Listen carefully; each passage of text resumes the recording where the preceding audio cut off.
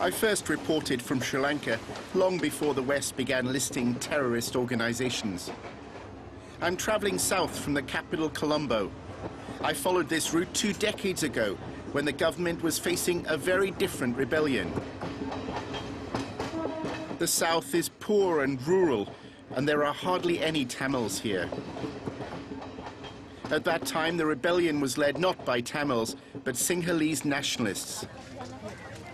The People's Liberation Front, or JVP, was fiercely patriotic, but also revolutionary. It demanded the overthrow of the state. Under its leader, Rohana Wijavira, the JVP assassinated policemen and government officials. A bomb planted by the JVP exploded at a political meeting a few meters from me. 1 man died. The JVP exploited the fears of the Sinhalese in the south. They accused the government of making too many concessions to the Tamils and their allies in India. But it was not the violence of the JVP that brought me here. It was the government's response, a counterinsurgency that I found brutal and shocking. What I witnessed then remains vivid today. There was a curfew overnight, and I used to awake to the smell, the acrid smell of burning rubber. And in the beach just behind me, I remember finding a boat stuffed with the bodies of young men with tires around their necks, and they were still smoldering, having been set alight overnight. It was a deliberate message by the government to say, this is what is going to happen to any of your brothers and sisters or children who are challenging the authority of this government. At least 40,000 disappeared. Members of the Sri Lankan army and police were accused of most of the abductions. People were arrested and never heard from again. Oh, Bowen. Oh, Bowen. I returned to see a woman whose son was taken 20 years ago and never came back. Thank you. What do you remember of the day he disappeared? The ones who took him away were in police uniform. The bus that took him was parked at Beliata police station. But when we went to the police station to ask, they said they had no idea where my son was. She has no picture of her son, just a certificate that says the cause of death is unknown. We don't know anything about the death, how he died. We only know that he was taken away in a vehicle. We don't know anything else. I spend my time now in sorrow.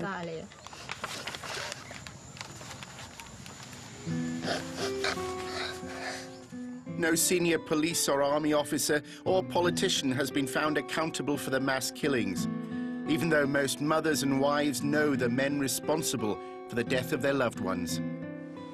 At that time, people in the South were fearful and silent, but one local human rights lawyer was brave enough to speak openly.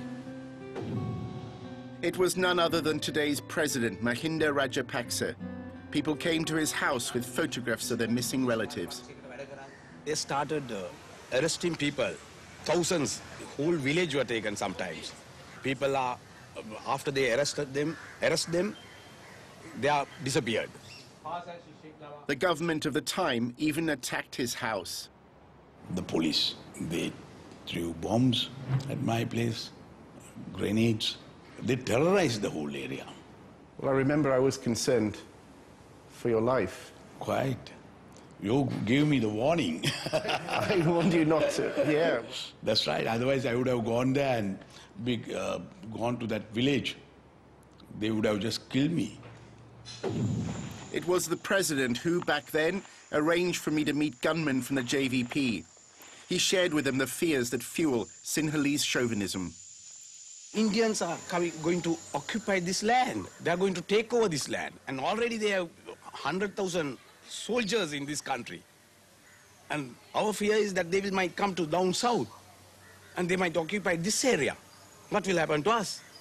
And we will be another part of India. Mahinda said these were patriotic boys who defended the Sinhalese people when the government was selling out to India.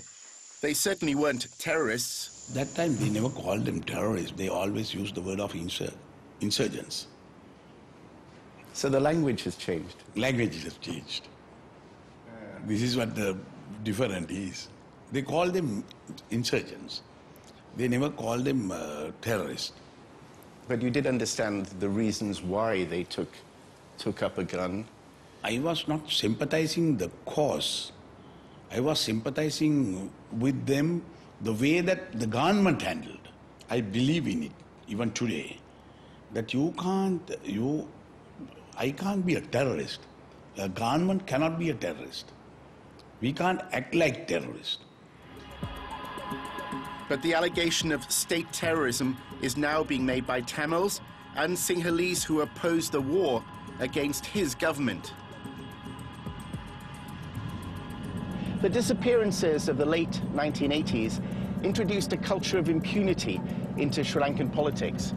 Murder and abduction almost became an acceptable tool of the state's counterinsurgency policy. Once again, mothers and wives are coming forward with stories of missing loved ones. The music teacher who lives across the street saw it. He said my husband was bundled away in a red van. 4 months after her wedding, this woman's husband disappeared. She fears for her life, and we've concealed her identity. The army had earlier accused her husband, a van driver, of delivering supplies into tiger-controlled areas.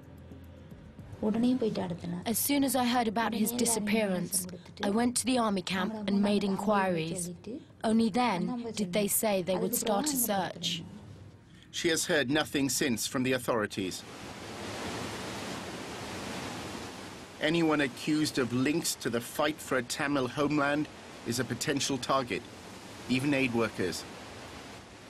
7 of my co-workers were abducted and executed, tortured, raped, one woman and 6 men, by paramilitary forces aligned to the government. And everybody was afraid to speak. I mean, over the last 2 years, there's been about 2,500 disappearances of Tamils. Bodies are just found on the side of the road. Tamils with their hands bound and signs of torture.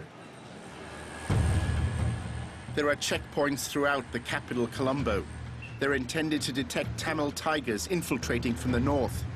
But the controls have instilled fear amongst the 300,000 Tamils living in the city. Critics of the government have been silenced.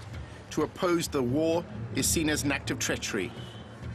Journalists can't speak, they can't write, the parliamentarians can't open their mouth, anybody can arrest at any time, the business people can't live, they can be abducted, millions can be taken. By whom? By the armed forces, by the paramilitary groups working with the armed forces.